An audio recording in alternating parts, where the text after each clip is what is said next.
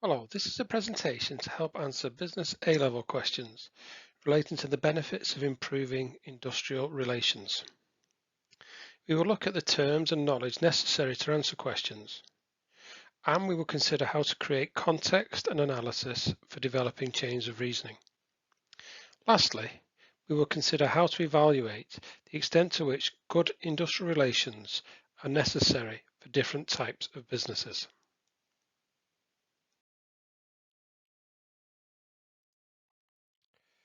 Lidl can be seen as a business with low prices and high perceived value. The positioning of a business can be an influence on the nature of industrial relations. Lidl require initiative and engagement from staff. This creates a need for better job design and empowerment of employees. German businesses also have a culture of works councils and employees' involvement even in strategic decisions.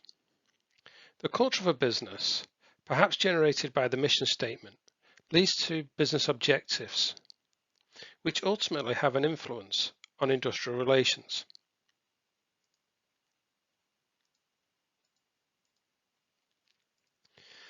McDonald's is a multinational PLC delivering a consistent global casual dining experience. Bartlett and Golshall would refer to them as having an international strategy. McDonald's requires compliance from staff, with job design heavily influenced by scientific management. The pressure to deliver dividends and a desire to increase productivity with a consistent product experience of affordable fast food may produce a constant pressure to lower employee costs as a proportion of revenue.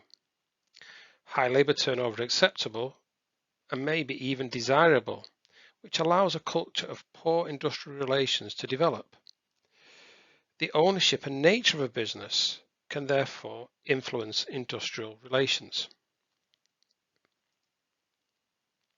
Lidl has few problems with industrial relations as a growing business and pay workers above national living wages. McDonald's has faced disputes in recent years. They are reluctant to recognise trade unions and accused of poor pay. Profit has been placed above employees, which has soured industrial relations. As a mutual, John Lewis Partnership is owned by the workers. This creates an even stronger collaborative approach to industrial relations. Each worker can vote on the decisions of John Lewis, and as owners, every employee has a strong task identity. As we go through the rest of the presentation, you should become aware of external influences on industrial relations, such as the law providing a legal minimum expectation for industrial relations, and the economy impacting on the influence of stakeholder groups, particularly employees. It is important to consolidate your understanding of the terms associated with industrial relations. Your textbook and other online videos can help. The process of making notes and spider diagrams helps here. Industrial relations relates to the process by which employers and employees reach agreement on important issues. Agreement should be reached on pay and conditions. For example, workers have a right to know if they'll have a pension and how that pension will be paid. This requires a process of consultation. Employees also have a right to be consulted if employers want to change contracts. Perhaps the employers would like workers to be more flexible in their hours. They may even request that workers accept zero-hour contracts. Again, this requires consultation, and agreement should be reached. There are also some strategic decisions that require employees to be consulted. A change of location, perhaps moving a head office, requiring workers to leave one area and work in another, or it may be important to change the organizational structure. Delayering could result in redundancies. And finally, if there's going to be a change of ownership, workers need to be consulted. It's important to understand how different businesses approach the process of consultation.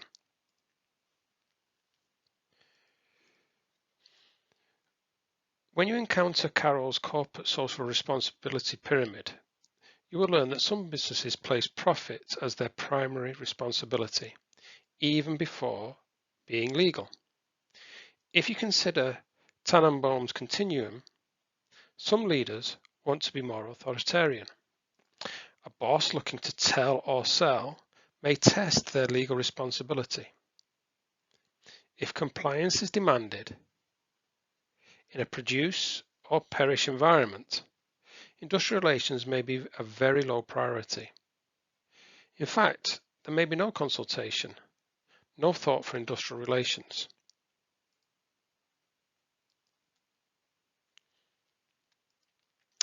However, most businesses will engage with legal requirements, such as a works council, where employees' representatives discuss pay decisions and future business strategy with senior management. Another method of consultation can be through a trade union. The trade union represents its members in negotiations with business management. Again, discussions about matters such as pay and redundancies can take place.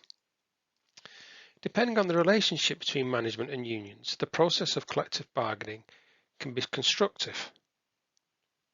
Unfortunately, this process can also lead to conflict.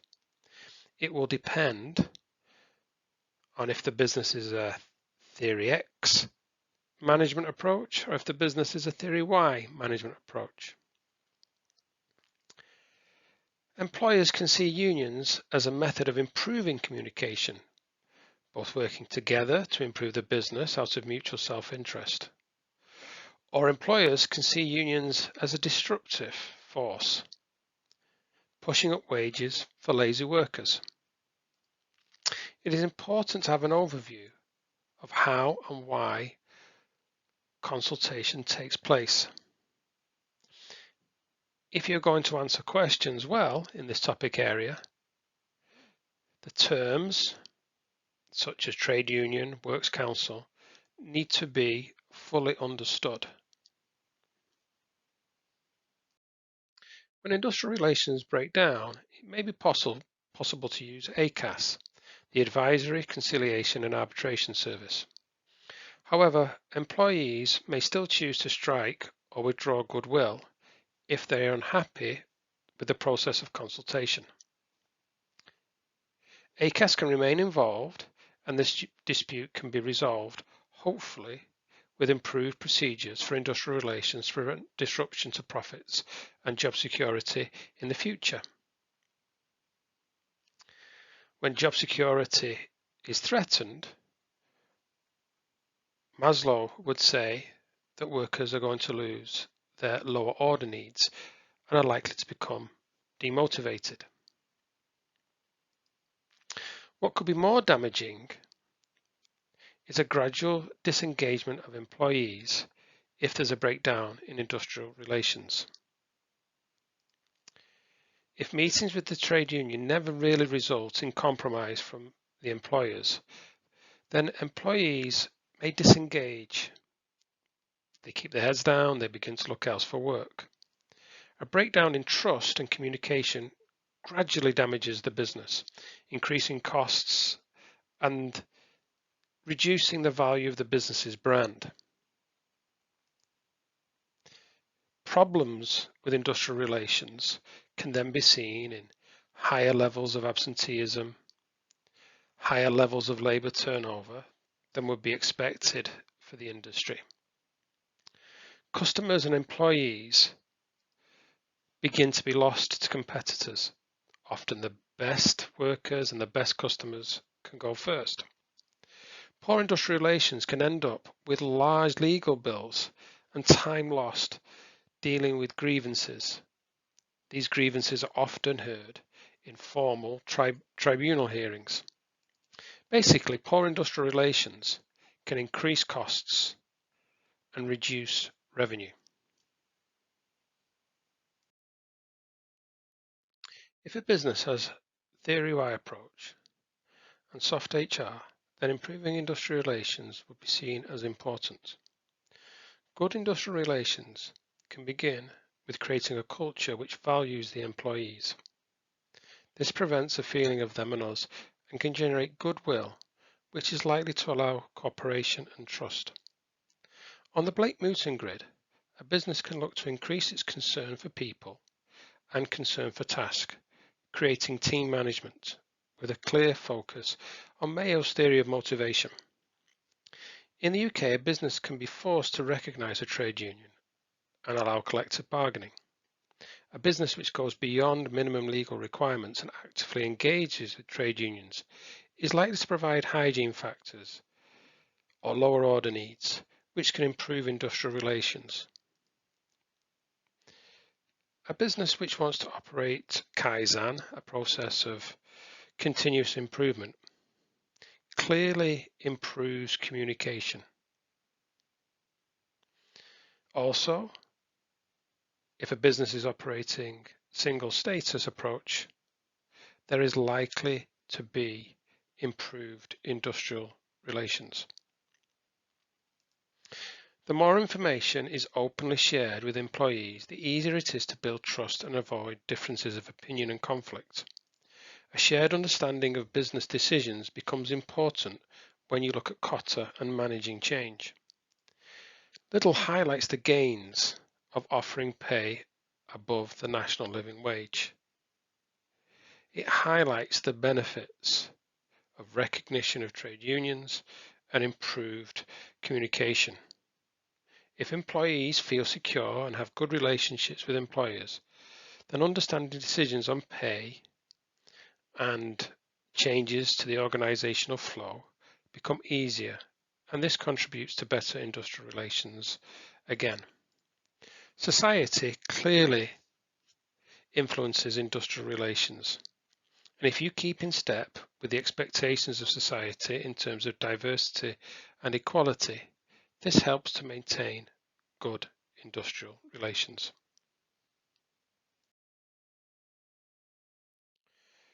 As you read down the bullet points, you may see a chain of reasoning.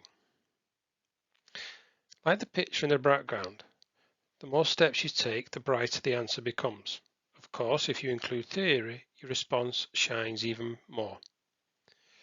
Take a moment to consider where you might include price elasticity of demand in this chain of reasoning about the value of good industrial relations.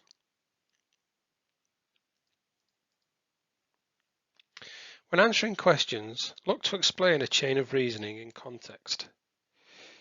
In this instance, imagine gaining a competitive advantage from good industrial relations in a competitive market where it's important to hold on to skilled engineers or designers. I've suggested earlier that good industrial relations links to motivational theory. It provides hygiene factors or lower order needs.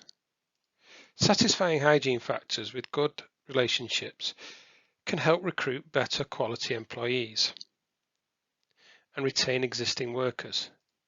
This lowers recruitment and training costs. If employees feel respected because of good industrial relations, then goodwill can help generate ideas and allow continuous improvement, and the perception of quality by consumers.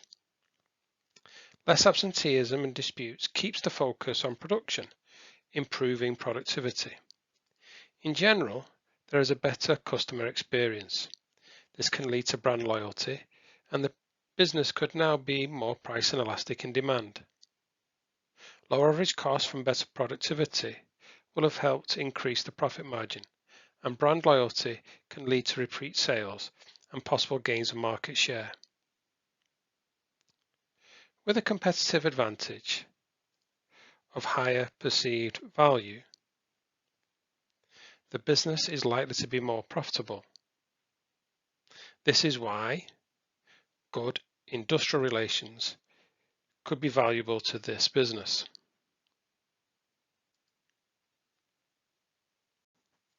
Imposed or consulted, informed or engaged.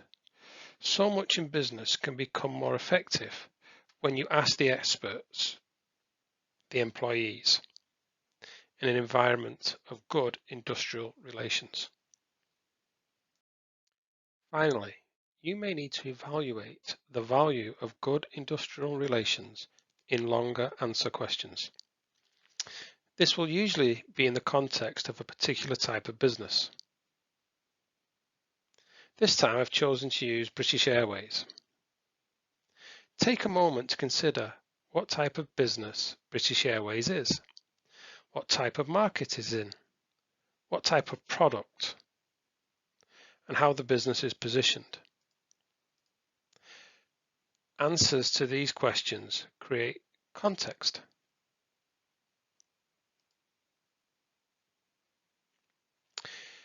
British Airways is a multinational PLC. It's in a very competitive market with difficulties maintaining profit margins. British Airways would like to see themselves perhaps as a more differentiated airline, aspiring to be considered along with Etihad or Emirates. Once we consider how British Airways is trying to remain competitive, then we can consider how valuable good industrial relations might be to the business. A contrast could be to look at Ryanair, a budget airline which has a reputation for not being the best of employers. Good answers need to avoid conclusions which are little more than assertions, conclusions which are simply making statements of opinion. As an examiner, I come across a number of brief conclusions which are little more than a statement. You need to find a way to support a final comment like the one here.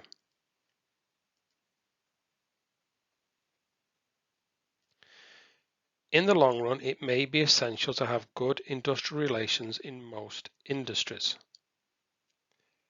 How would you support that statement? What evidence could you provide? In the slide, the words in green have been highlighted because they're the words which are giving the weighing up, allowing the evaluation. As we go down the list, you should be able to recognize that there's balance. Also, you should be able to recognize that there's a use of size and of time.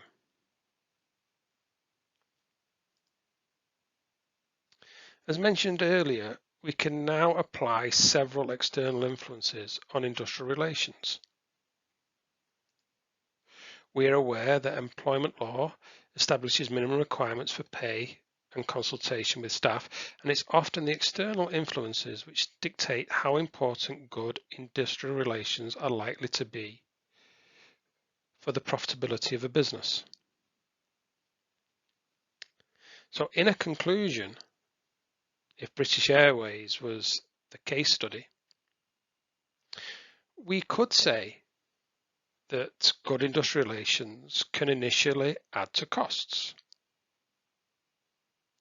And if the power of consumers is low, in that they have little alternative to British Airways flights, perhaps between London and New York, and if there's little competition and little threat of new airlines, then it may not be important at that time to focus on improving industrial relations. It may be more important if there's high unemployment to keep the costs down, to keep the fares down, to maintain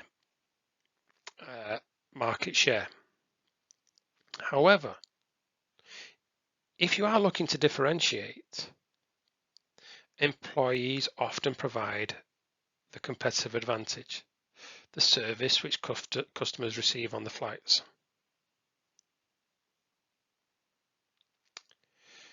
Employee costs may be high in proportion to the turnover.